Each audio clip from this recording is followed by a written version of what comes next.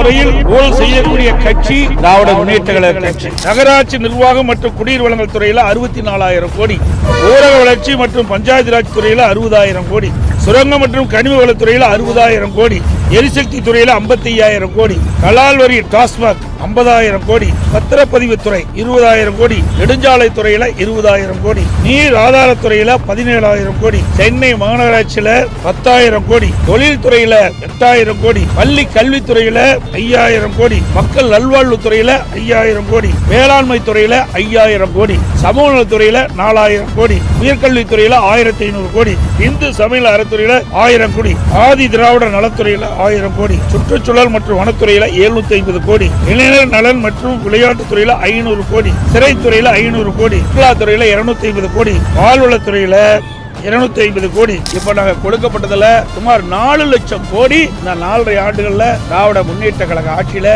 பல்வேறு துறைகள் ஊழல் நடைபெற்றுள்ளது. ஒவ்வொரு துறையிலும் எத்தனை ஆயிரம் கோடி ஊழல் நடைபெற்ற விவரம் முழுமையாக இந்த புத்தகத்திலே இடம்பெற்றுகிறது, ஆதாரத்தோடு இடம்பெற்றுகிறது. இதை மாண்புமிகு வேத காலகட்டத்தில் கொடுத்திருக்கிறோம்.